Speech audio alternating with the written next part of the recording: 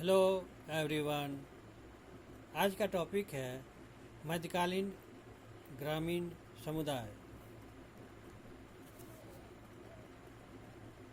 मध्यकालीन भारत की कृषि व्यवस्था मूल रूप से किसानों पर आधारित थी। कृषि उत्पादन से संबंधित विभिन्न वर्गों के अधिकारों और कर्तव्यों के विषय में कई दस्तावेज मिलते हैं। इन दस्तावेजों में किसानों के आर्थिक एवं सामाजिक स्तर के विषय में काफ़ी साफ चित्र प्रस्तुत होता है। इन दस्तावेजों के आधार पर कृषक वर्ग को दो मुख्य वर्गों में बांटा जाता है। पहला खुद काश्त, दूसरा पाही काश्त। खुद काश्त किसानों को फारसी स्रोतों में धानी तथा संस्कृत में स्थानिका कहा गया है, जिसका अर्थ स्थानीय कृषक होता है। महाराष्ट्र में इन्हें थलवहिक और मरासी कहा जाता था। राजस्थान में इन्हें गवेती और घरुहल कहा जाता था। दूसरी ओर पाहिकास्त को महाराष्ट्र में उपारी, गुटकुली और कुलबाड़ी कहा जाता था तथा राजस्थान में पाही कहते थे। इन दोनों कृषक वर्गों को अंग्रेजों ने उत्तर भारत के प्राय सभी इलाकों में देखा था। ये वर्ग संभवतः दक्षिण भारत के कुछ इलाकों में भी मौजूद थे। खुदकाश्त किसानों को मुगल सरकारी दस्तावेजों में मलिक जमीन अर्थात भूमि का स्वामी कहा गया है। वह मुगल साम्राज्य के विभिन्न भागों में विभिन्न नामों से जाना जाता था। उदाहरण के रूप में राजस्थान में उसे गारूहाला या गावेती तथा महाराष्ट्र में मिरासी या थलवाहिक कहते थे। खुदकाश्त किसान वे खेतिहर कृषक थे जो उसी गांव की भूमि में खेती करते थे जिसके वे निवासी थे। किसानों का यह वर्ग वास्तव में अपने द्वारा नियंत्रित भूक्षेत्र का स्वामी था। उसे अपनी भूमि पर अस्थायी अधिकार प्राप्त था तथा जमींदार का दर्जा हासिल था। खुदकाश्त किसान को अपनी संपत्ति बेचने का अधिकार था तथा पुरुषों में वंशानुगत उत्तराधिकार की प्रथा को मान्यता प्राप्त थी। भूमि पर स्वामित्व अधिकार के बदलने पर नया पट्टा लिखा जाता था। पट्टा नए स्वामी पर भू राजस्व अदा करने की जिम्मेदारी डालता था, जिसके आश्वासन में उसे मुचलका जमा करना पड़ता था तथा एक जामीन भी देना पड़ता था। खुदकाश्त किसान अपनी खेतीबाड़ी में श्रमिकों की सेवाओं का प्रयोग करते थे। उनमें महंगे और अधिक पैदावार देने वाले साधन जुटाने की क्षमता थी तथा वे अच्छी नस्ल के पशुओं एवं अधिक उपजाऊ भूमि के स्वामी थे। वे प्रायः बटाई पर खेती करते थे। यदि बीज आदि का प्रबंध भूस्वामी किसान द्वारा किया जाता था तो कृषिगत श्रमिक उपज का 1/3 भाग पाता था।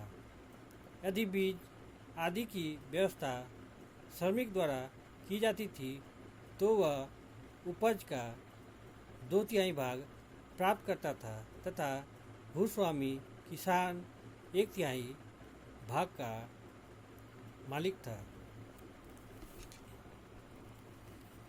कृषकों का दूसरा वर्ग पाहिकास्थ या ऊपरी, इसको बाहरी भी कहते हैं, कहलाता था।